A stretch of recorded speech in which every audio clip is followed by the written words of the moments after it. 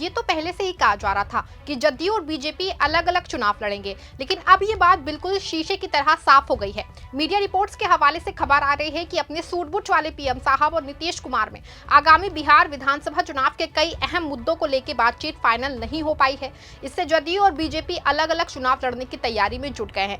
ये दावा हमारा नहीं है, ना ही सूत्र के हवाले से खबर आई है, बल्कि इसका बड़ा खुलासा खुद नीतीश कुमार के बेटे निशांत ने कर दिया है। निशांत ने क्या कुछ कहा है, ये मैं आपको अपनी रिपोर्ट में सुनाऊंगी। साथ ही इस पर भी चर्चा करेंगे कि वो कौन से मुद्दे हैं जिन पर पीएम मोदी और नीतीश कुमार एक राय होकर के फैसला नहीं ले पा रहे हैं और एनडीए टूटने जा रहा है। नमस्कार, आप देख रहे हैं 4 PM और मैं हूं आपके साथ सिमरन।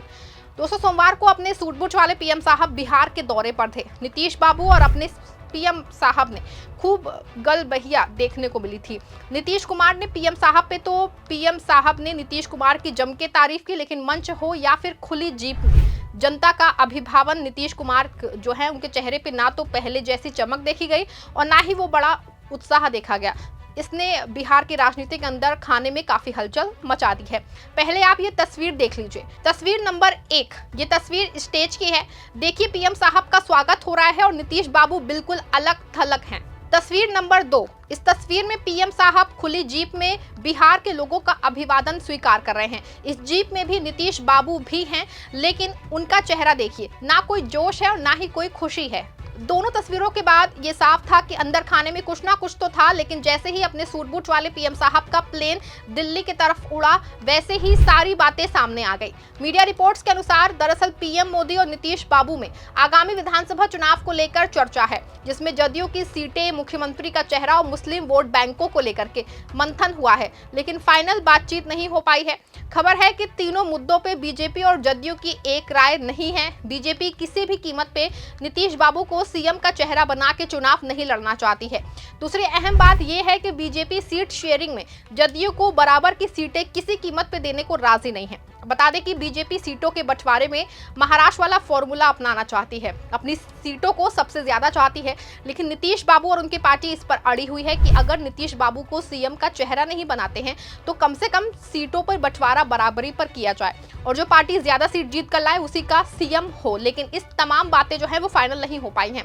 बीजेपी ना तो नीतीश बाबू को बराबर की सीटें देने को राजी है और ना ही नीतीश बाबू को सीएम का चेहरा बनाने को तैयार है। ऐसे में एक बात तो साफ हो गई है कि अगर बात आगे नहीं बनती है तो जदयू और बीजेपी अलग अलग चुनाव लड़ सकते हैं।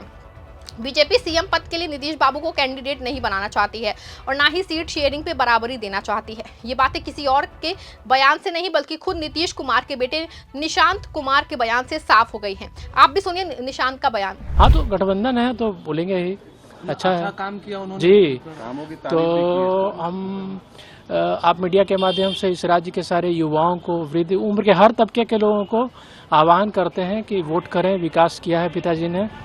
पिछले बार आप लोगों ने 43 सीट दे दिया, तब भी उन्होंने विकास का क्रम जारी रखा, तो इस बार थोड़ा सीट बढ़ाना मांगता है ताकि आगे भी पिताजी विकास जारी रखें। चर्चा ये हो रही है कि आप राजनीतिक में आना। अरे चलिए, कार्यकर्ताओं की भी डिमांड लगातार, और अपने पार्टी के कार्यकर्ताओं को भी मैं आह्वान करता हूं, जाइए जन जन तक। पिताजी की नीतियां जो उन्होंने 19 साल में काम किया है, विकास किया, उसको जन जन तक पहुंचाएं।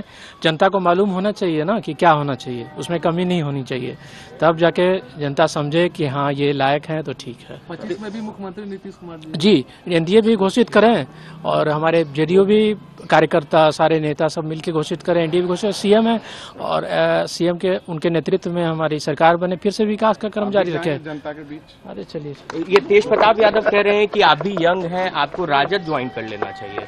अरे कहते हैं, अरे भाई जो भी कहें, जनता के दरबार में चलते हैं, वो बताएंगे क्या करना है, जनता देखेगी कौन क्या करता है। अगर जनता चाहेगी तो आप राजनीति में आएंगे। अरे सुना आपने किस तरह से निशांत कुमार अपने पिता नीतीश कुमार को एनडीए का मुख्यमंत्री चेहरा बनाने और पिछली बार से ज्यादा सीट जिताने की बात कर रहे हैं।